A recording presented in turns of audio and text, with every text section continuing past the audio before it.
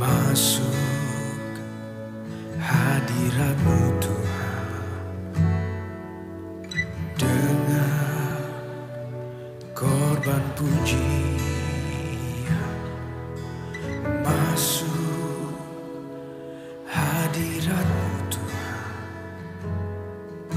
berhiaskan kekudusan.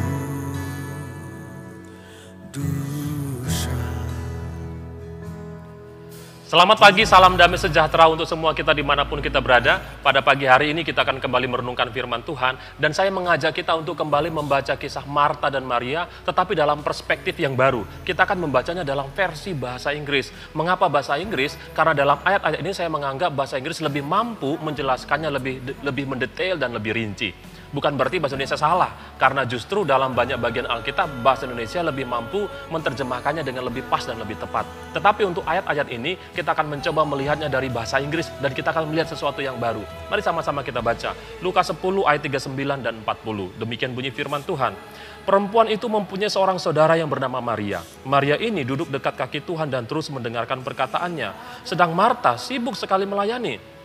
Ia mendekati Yesus dan berkata, "Tuhan, tidakkah Engkau peduli bahwa saudaraku membiarkan aku melayani seorang diri? Suruhlah dia membantu aku." Saudara, dua ayat ini menjelaskan bagaimana ketika Tuhan datang ke kampung daripada Marta dan Maria, dikatakan Marta menyambut Yesus di rumahnya. Dan kemudian Maria ini duduk dekat kaki Tuhan dan terus mendengarkan Tuhan berbicara. Sedangkan Marta, dia sibuk untuk melakukan persiapan-persiapan menyambut Tuhan Yesus. Nah, saudara-saudara, itu adalah cerita yang kita baca dalam terjemahan versi bahasa Indonesia. Tetapi kalau kita membaca dalam terjemahan bahasa Inggris, dua ayat ini berbunyi demikian. Ayat 39 berkata, "And she had a sister called Mary, which also sat at Jesus' feet and heard his word." Jadi ayat ini mengatakan bahwa Marta memiliki seorang saudara perempuan bernama Maria yang juga duduk dekat kaki Tuhan dan mendengarkan Tuhan berbicara. Penggunaan kata which also, yang juga. Artinya saudara-saudara, sebenarnya Marta dan Maria pada awalnya mereka duduk sama-sama di kaki Tuhan dan mendengarkan Tuhan berbicara. Sampai pada satu titik, ayat 40 versi bahasa Inggrisnya berkata demikian. "But Martha was distracted with all the preparation she had to make." Tetapi Marta teralihkan dengan semua persiapan yang harus dia buat. Jadi saudara, kita coba reka ulang kejadiannya. Tuhan datang ke rumah Marta, Marta menyambutnya, dan kemudian Marta dan Maria duduk di kaki Tuhan dan mendengarkan Tuhan berbicara. Lalu secara tiba-tiba ada sesuatu yang mengalihkan Marta dalam pemikirannya. Saya harus mempersiapkan segala sesuatu. Saya harus memasak sesuatu untuk Tuhan. Saya harus ini, saya harus itu. Dan kemudian dia bangkit dari tempat duduknya, dia meninggalkan Yesus, dia pergi ke dapur, dan kemudian dia sibuk dengan segala persiapan yang harus dia lakukan. Dan kisahnya saudara bisa baca selanjutnya. Dikatakan bahwa di tengah segala kesibukannya, Marta datang dan kemudian mengatakan, "Tuhan, tidakkah Engkau peduli membiarkan aku bekerja seorang diri? Suruhlah Maria untuk membantu aku."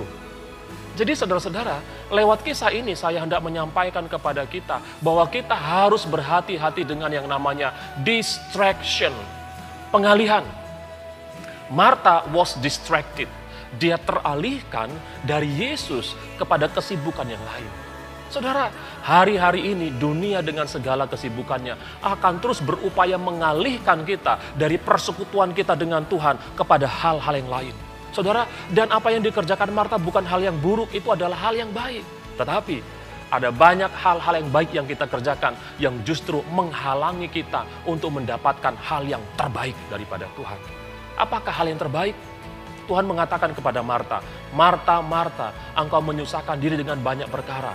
Tetapi satu saja yang perlu, satu saja yang penting. Maria sudah memilih yang terbaik, yang tidak akan diambil daripadanya." Apakah yang terbaik tersebut? Yaitu persekutuan secara pribadi dengan Tuhan. Saya mau katakan saudara-saudara, bahwa hari-hari ini ada banyak kesibukan kita yang sudah mengalihkan kita dari persekutuan secara pribadi kepada hal-hal yang lain. Saudara, berbicara tentang kesibukan, semua orang sibuk di dunia ini, tetapi dengan kesibukan yang berbeda-beda. Ada orang yang sibuk bekerja, ada orang yang sibuk dengan tidak melakukan apapun, dari terbit matahari sampai matahari terbenam, tidak melakukan apapun, sibuk saudara-saudara. Ada sibuk orang yang melamun, ada orang yang sibuk dengan berpikir no action, ada orang yang sibuk dengan bermain game online. Karena corona harus terkurung di rumah, tidak bisa melakukan apapun. Sibuk bermain game, mulai mengabaikan yang lainnya, saudara-saudara. Ada banyak hal. Kesibukan-kesibukan itu, saya tidak mengatakan semua itu salah, saudara. Bermain game tidak salah. Melamun tidak salah. Bekerja tidak salah, berpikir tidak salah. Tetapi kalau sampai semua kesibukan itu, saudara-saudara, mulai mengalihkan kita dari hal yang terutama, yaitu persekutuan kita yang akrab dengan Tuhan, maka kita sementara sedang berada dalam masalah yang besar dalam rohani kita. Pagi hari ini, kembali kita renungkan sejenak. Hal-hal apa yang telah mengalihkan kita dari persekutuan kita dengan Tuhan? Kesibukan apa yang membuat kita tidak lagi memiliki waktu persekutuan yang akrab dengan Tuhan? Melakukan semua hal-hal yang baik, tapi kehilangan yang terbaik yang kita bisa didapatkan dari Tuhan, yaitu persekutuan kita dengan Tuhan. Saudara, mari kembali kita ingat, karena yang paling mengenal diri kita adalah kita sendiri. Coba renungkan, hal-hal apa, kesibukan apa yang telah mengalihkan kita? Sesuatu yang mudah mengalihkan kita. Pengalihan ini sungguh-sungguh sangat berbahaya karena prosesnya kita nggak sadari, saudara-saudara. Contoh sederhana, ada banyak kita sangat mudah dialihkan dengan yang namanya gadget. Saudara bisa bayangkan pagi hari, saudara punya tekad yang besar untuk membaca firman Tuhan. Saudara buka firman Tuhan di gadget, lalu tiba-tiba muncul notifikasi, Facebook, Instagram, WA, Telegram, dan semua yang lainnya. Saudara, dan tanpa saudara sadar, tadinya saudara ingin membaca firman Tuhan, tetapi kemudian saudara teralihkan. Saudara googling dan searching, lalu kemudian saudara sadar.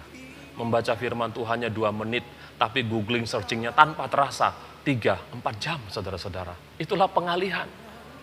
Dan kuasa si jahat berupaya untuk mengalihkan kita. Dunia ini dengan segala kesibukannya berupaya untuk mengalihkan kita. Kita harus mendisiplin diri kita untuk tetap bisa fokus kepada Tuhan. Memperoleh yang terbaik daripada Tuhan, yaitu persekutuan kita bersama dengan Dia. Pagi hari ini, kalaupun kita sementara memiliki jadwal untuk sibuk, tapi sekali lagi jangan lupa untuk fokus kepada persekutuan kita dengan Tuhan. Melalui perenungan firman Tuhan, penyembahan kita kepada Tuhan, waktu-waktu yang berharga yang kita bisa dapatkan dari Tuhan. Saya percaya semua orang yang meluangkan waktu bersekutu dengan Tuhan, dia akan memiliki kesegaran, dia akan memiliki kecakapan, kemampuan untuk melakukan semua kesibukan-kesibukan yang lainnya. Tuhan Yesus memberkati, selamat beraktivitas. Amin. Memandang wajahmu, mengikuti kebaikanmu.